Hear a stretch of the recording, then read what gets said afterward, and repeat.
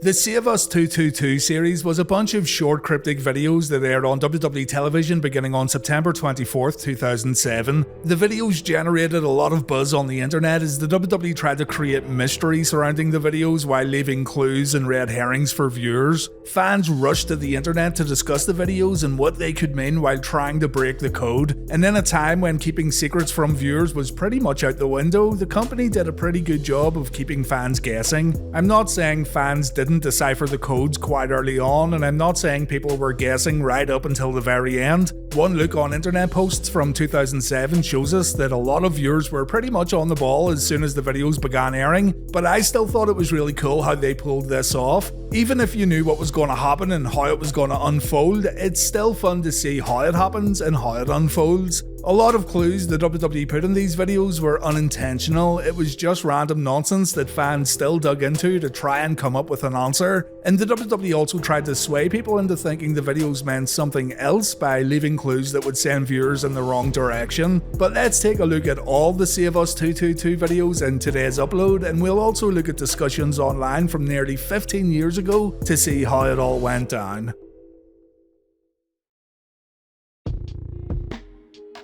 As mentioned, the first Save Us 222 video aired on September 24th, 2007. Just before the Raw main event, this video aired that started off with digital rain similar to the Matrix movies. The video then showed fans what looked like file and folder paths mixed with a ton of random numbers. Glitching noises can be heard too as a bunch of information quickly flashes at the viewer.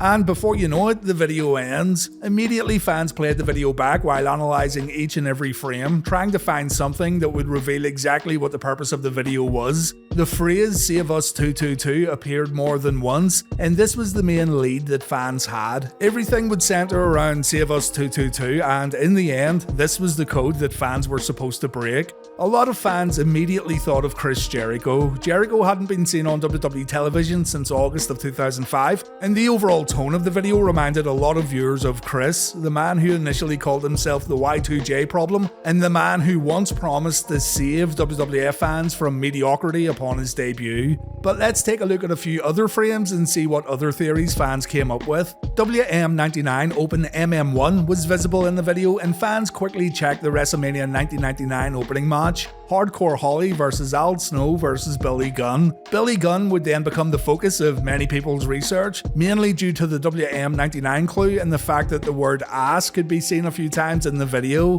Other folks went in the complete other direction, like our guy here thinking it was Al Snow, and this is a fine example of how people got carried away. Just look at this. Raw lower DISP was displayed because Al Snow was a low card guy on Raw. Bat ass was displayed because Al's been hit with Mick Foley's baseball bat. Raw double fin was shown because Al Snow was involved in a dusty finish on Raw. I mean, come on. Even Billy Gunn felt like a stretch, but this is just crazy. The words cyber astronomy were visible, leading some fans to believe that this was just a promo for the Cyber Sunday pay-per-view, with the video having a sort of cyber theme going on. And here's an interesting bit of text here. CD Volume 4 1. If we look at WWE The Music Volume 4, and if we look at the first track on that CD, it's Chris Jericho's theme, Break Down the Wall. Who knows if this was intentional, but it's noteworthy nonetheless.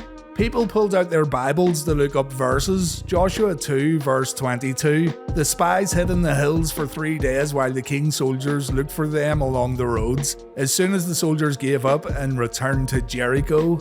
Catman was visible in the video, and fans thought this could refer to Jericho being previously known as Lionheart. You can see fans digging deeper and fans trying to find things that maybe weren't there, and gotta say, it's pretty fun looking back at all this stuff, but we could analyze this video all day really. Let's look at the second video and see what fans found this time around.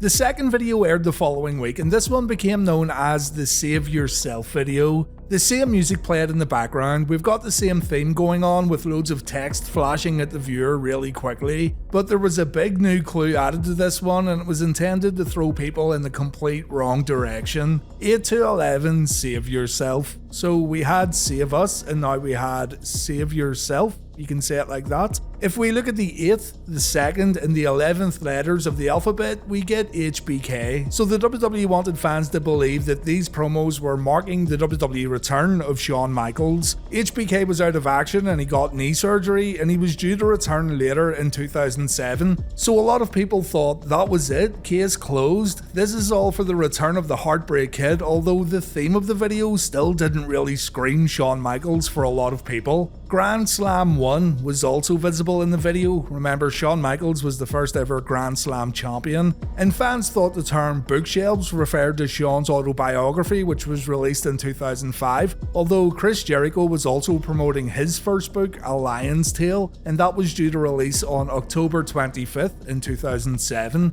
Others suggested that this could be another wrestler sending a message to Shawn Michaels telling him to save himself. Others felt it was a Shawn Michaels and Chris Jericho tag teamer stable. The new Hart Foundation was also a suggestion. Things were of course getting overanalyzed, but that's what makes it so fun to look back on. Anyway, away from TV, the WWE's website would have random links that would redirect to the original Save Us video. The company bought a bunch of domains such as saveus-222.com and saveus222.net that would redirect to the latest Save Us video that aired on TV. You can check these out today by having a look on Wayback Machine.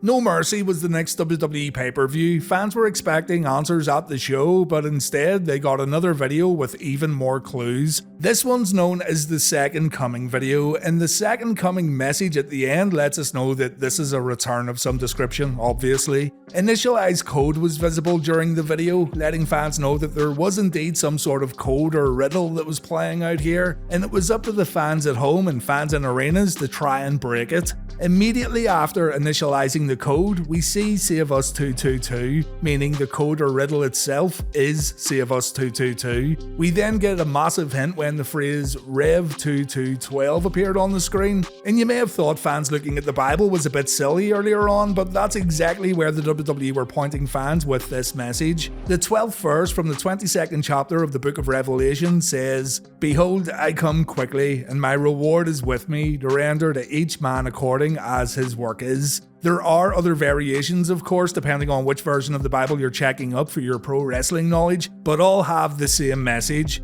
At the beginning of No Mercy, Vince McMahon cut a promo to address the WWE Championship situation, seeing as John Cena got injured, and fans chanted Y2J directly at the chairman.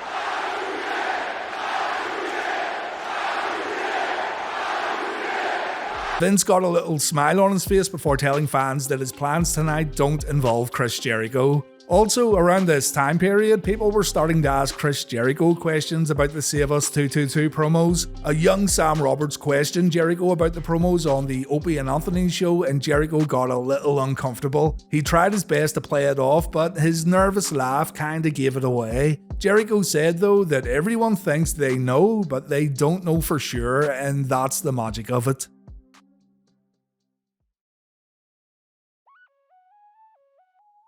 The Raw after No Mercy featured the same video that aired on the pay-per-view, but what's significant about this episode of Raw is the fact that Shawn Michaels returned at the end of the show. HBK came back and he attacked Randy Orton. The Save Us videos were still airing on TV, so the videos had nothing to do with the Heartbreak Kid. The following week, on the 15th of October episode of Raw, another Save Us video aired. This one became known as the Upon Us video. Another chapter and verse from the book of Revelation was mentioned, 2:25, "But that which you have already, hold fast till I come," or "But what you have, keep safe till I come," meaning whoever's returning here wants something that someone else currently has. Save Us 222 was then updated to Save Us 229, and the video ended with Upon Us quickly flashing on the screen. At this point, fans were pretty much convinced that it was Chris Jericho's return, and the wild theories had been set aside. Jim Ross would ask Jerry Lawler if he knows what this is all about, but the King didn't give a straight answer, only saying he has an idea, but he doesn't want to say it. It should also be noted that some additional video was added at the start of this Upon Us video, and fans tried to analyze the footage frame by frame. A face was visible, you can see it right here kinda, clocks were visible, and time-lapse travel footage was also included, but all this didn't really mean anything. Cyber Sunday was now fast approaching and fans began to speculate about the code finally getting broke at the pay-per-view or on the following episode of Raw. A new video aired that updated the code to Save Us X29. Fans thought this meant 1029, possibly referencing the night after Cyber Sunday. This video again had more additional footage added to the beginning that had nothing to do with the code, but a lot of shots were reminiscent of Jericho's first Titantron video, as you can see right here.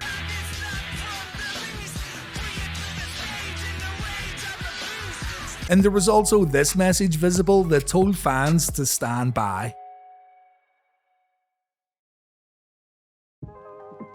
Cyber Sunday arrives then, and the reveal doesn't happen at the pay-per-view. The same video that aired on the previous episode of Raw gets played, but if fans were right about the 29th of October, then all should be revealed on the next episode of Raw. And again, nothing happened.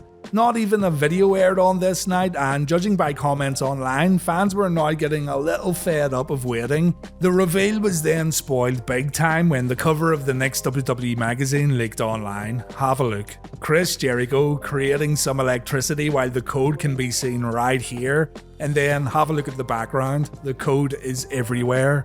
The jig was up. Pretty much everyone knew more or less that breaking the code would lead to Chris Jericho, but this just completely confirmed it. The next Save Us video aired on the 12th of November 2007 though, and this one let fans know that it was all coming to an end on the following episode of Raw. And any fans who didn't get the whole thing spoiled by the magazine cover would have been able to decipher the code here in this video and reveal the answer.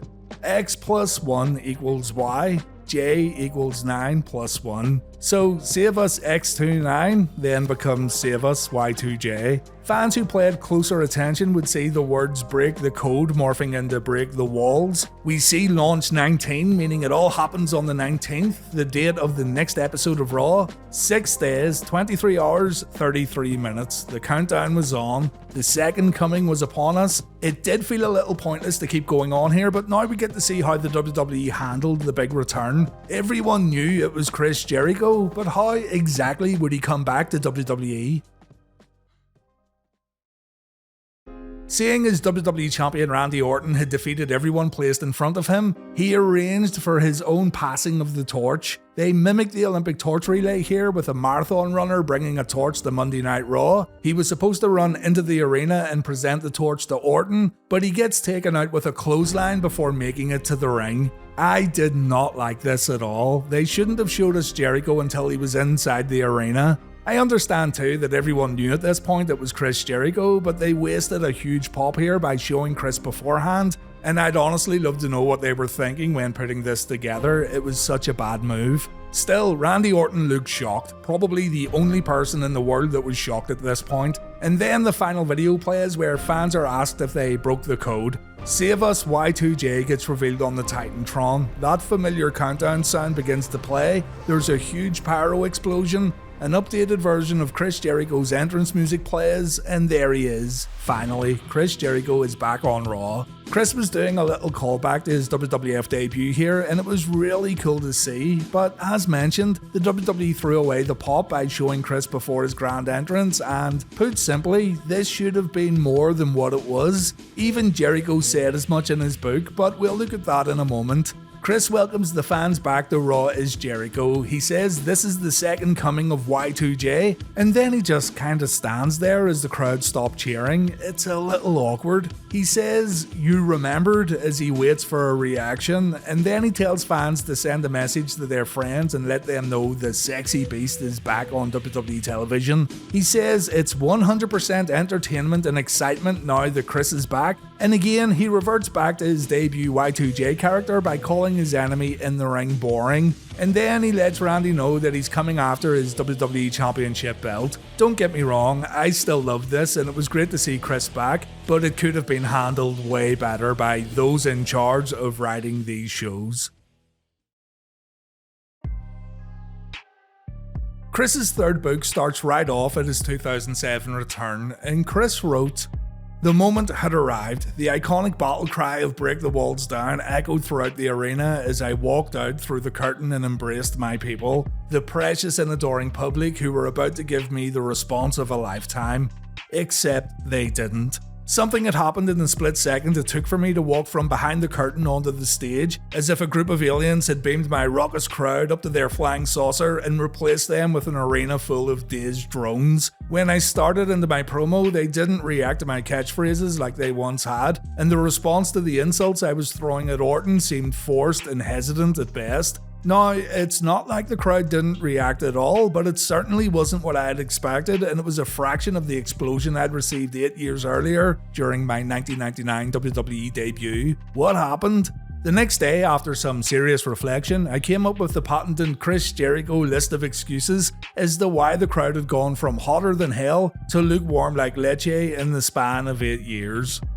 Chris then gives us a few reasons as to why he thought the crowd didn't react the way he expected. His 1999 debut was in Chicago, and the Chicago crowd is a much hotter crowd than that of Fort Lauderdale. The second reason Chris gave was the fact that John Cena had brought in a ton of new young fans, and many of those young fans maybe didn't know who Chris Jericho was. Chris then said the fans that did know him were used to seeing him with long hair, and maybe the short hair threw people off. And Chris's final reason for this lukewarm reception was the fact that the Save Us 222 promos maybe ran a bit too long and fan anticipation had died down.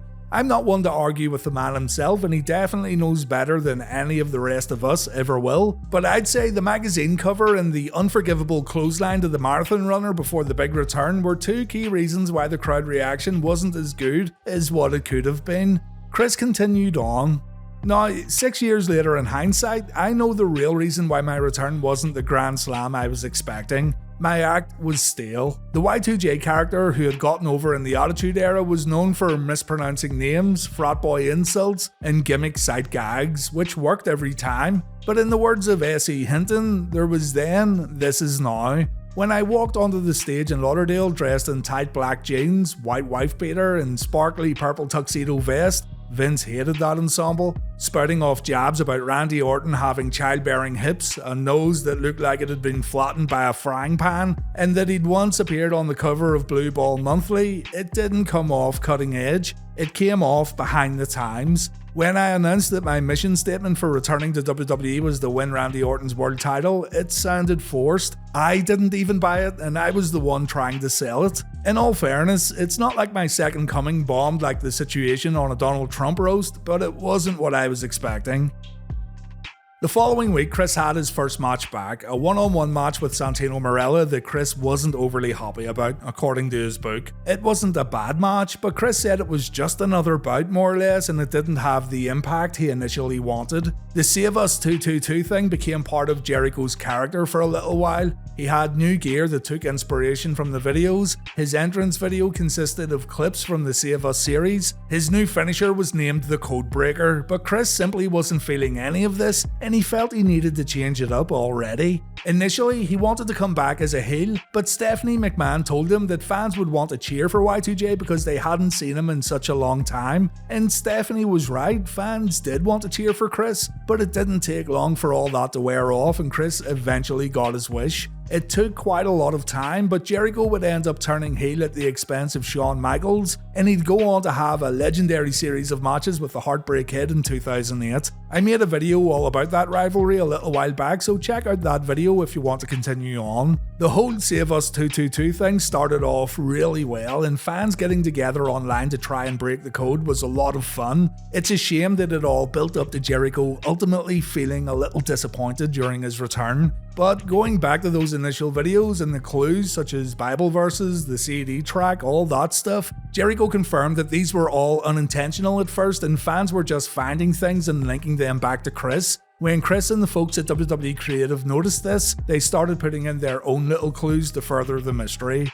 Chris wrote, "The trailer, in regards to the first Save Us 222 video, was an amazing 15-second riddle that said nothing of note, but was enough to get everyone talking. Some fans thought I was behind the teaser, but nobody really knew for sure. They searched for clues, watching it repeatedly on YouTube and analysing it frame by frame.